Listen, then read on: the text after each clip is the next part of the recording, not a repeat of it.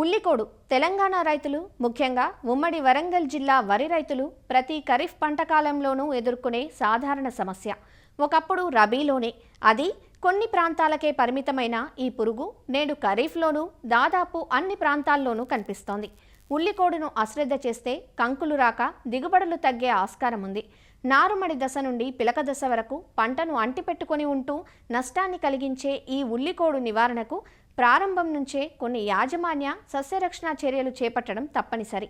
వివరాలను ప్రొఫెసర్ జయశంకర్, తెలంగాణ రాష్ట్ర వ్యవసాయ విశ్వవిద్యాలయం వరంగల్ ప్రాంతీయ పరిశోధనా స్థానం శాస్త్రవేత్త డాక్టర్ శ్రవణ్ కుమార్ నుంచి తెలుసుకుందాం. ఉల్లికోడు అనేది చాలా ప్రధానమైన పురుగు. ముఖ్యంగా వానాకాలం వరిని ఎక్కువగా ఆశించి మనకి నష్టం చేయడం మనం చూస్తున్నాం.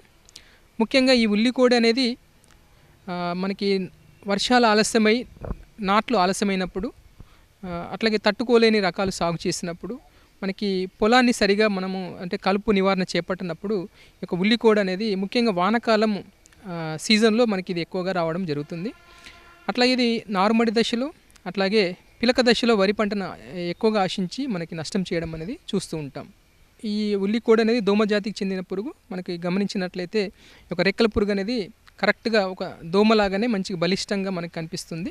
ఈ యొక్క రెక్కల పురుగు అనేది ముదురు ఎరుపు రంగులో కానీ లేకపోతే ఊదా రంగులో కానీ మనకి గులాబీ రంగులో మనకి ఇది కనిపించడం జరుగుతుంది.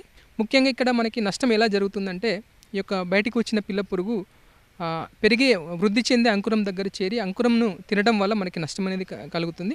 ఈ అంకురం అనేది ఒకటి పొడవాటి గొట్టంలాగా అయిపోయి మనకి ఉల్లి గొట్టాలు మనకి ఏర్పడతాయి. లేత ఆకుపచ్చ రంగులో కానీ ఆకుపచ్చ రంగులో లేదా ముదురు ఆకుపచ్చ రంగులో రకరకాల మనకి పొడవులలో మనకి ఇవి కనిపిస్తాయి. అంకురం అనేది ఉల్లిగొట్టాలుగా మార్పు చెందిన తర్వాత అంకురం నుంచి ఎలాంటి ఉపయోగపడే కంకులు అనేది ఏర్పడవు. ఈ ఉల్లికోడు ఆశించినప్పుడు మనకి పక్కన పిలకలు ఎక్కువ సంఖ్యలో రావడం జరుగుతుంది. ఆ పిలకల నుంచి కూడా ఎలాంటి ఉపయోగపడే కంకులు మనకి ఏర్పడవు. ముఖ్యంగా ఈ లార్వా అనేది గొట్టం లోపలే ఉంటుంది కాబట్టి మనకి బయట నుంచి మనం ఎలాంటి రసాయనిక మందులు పిచికారి చేసినప్పుడు కూడా వాటి మీద పడదు కాబట్టి మనకి ఎక్కువగా ప్రభావం చూపదు కాబట్టి మనం కంట్రోల్ చేయలేము. కొన్ని ప్రత్యేకమైన యాజమాన్య పద్ధతులు మనం చేపట్టినట్లయితే దీన్ని ఉల్లికోడును మనం సమర్థవంతంగా అరికట్టవచ్చు. ముఖ్యంగా పంట పూర్తయిన తర్వాత మనకి పంట విశేషాలు లేకుండా చూసుకోవాలి. అట్లాగే వేసవిలో వేసే దుక్కులు చేసుకోవడం అనేది చేసుకోవాలి. ముఖ్యంగా దీనికి ఇది ఎలాంటి తట్టుకునే రకాలు సూట్ అవుతాయో చూసుకొని వాటిని మనం సాగు చేసుకోవాలి. ముఖ్యంగా జగిత్యాల ఆ ప్రాంతాల్లో జగిత్యాల, మషూరి, సోమనాథ్, సిద్ధి అనే రకాలు కొంతవరకు ఒక బయోటైప్ 3 అనే ఉల్లికోడును తట్టుకుంటాయి. సో వాటిని మనకు ఆ ప్రాంతాల్లో మనం సాగు చేయవచ్చు. అట్లాగే మనకు వరంగల్ ప్రాంతానికి సంబంధించి బయోటైప్ 4M అనేది మనకి ఉల్లికోడులో ఉంటుంది. దీనికి ఈ మధ్య కాలంలో మనకి గత సంవత్సరం ఒక సన్నగింజ రకాన్ని మనము వరంగల్ ప్రాంతీయ వ్యవసాయ పరిశోధన స్థానం నుంచి విడుదల చేయడం జరిగింది.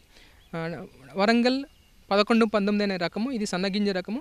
సుమారుగా 115 నుంచి 120 రోజులలో ఈ పంటకాలం పూర్తయి మనకి మంచి దిగుబడి వస్తుంది. ఇట్లా మనకి మన ప్రాంతాన్ని బట్టి తట్టుకునే రకాలు ఎంచుకొని వాటిని సాగు చేసుకోవాలి.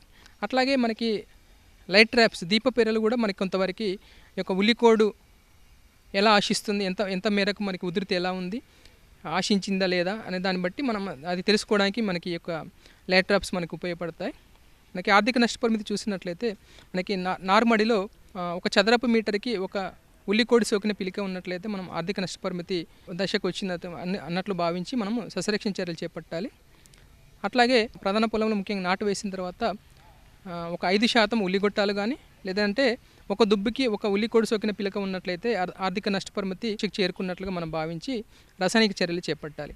ముఖ్యంగా మనము నారుమడిలో అంటే ఒక నారు పీకడానికి ఒక వారం రోజుల ముందు ఎకరానికి సరిపోయే నారుమడి అంటే 2 గుంటల నారుమడిలో కార్బోఫ్యూరాన్ 3G అనే గుళికలను 800 గ్రాములు కానీ ఫిప్రోనిల్ 0.3G అనే గుళికలను ఒక 400 గ్రాములు కానీ ఒక ఎకరానికి సరిపోయే నారుమడిలో చల్లుకున్నట్లయితే ఉల్లికోడును నారుమడి నుంచి మనకు ప్రధాన పొలంలోకి ఆశించకుండా నారుమడిలోనే చాలా వరకు మనం కంట్రోల్ చేయవచ్చు. అట్లాగే ప్రధాన పొలంలో కూడా నాటు వేసుకున్న తర్వాత ఈ యొక్క కార్బోఫ్యూరాన్ 3G అనే గుళికలను ఎకరానికి 10 కిలోల చొప్పున మనము బురదలో అంటే మనకు మరి నీళ్లు ఎక్కువ ఉంచకుండా పొలంలో చల్లుకున్నట్లయితే మనం ఈ యొక్క ఉల్లికోడును సమర్థవంతంగా అరికట్టవచ్చు. అట్లాగే నీళ్ళ మందుకు సంబంధించి ఫిప్రోనిల్ 5S అనే మందును 2.5 ml లీటర్ నీటికి కలిపి పిచికారి చేసుకున్నట్లయితే ఈ యొక్క ఉల్లికోడును మనం సమర్థవంతంగా అరికట్టవచ్చు. ఈ విధంగా మనము వీలైనంత వరకు యాజమాన్య పద్ధతులు చేపట్టినట్లయితే ఉల్లికోడును మనం సమర్థవంతంగా అరికట్టి మనం మంచి దిగుబడులు పొందవచ్చు.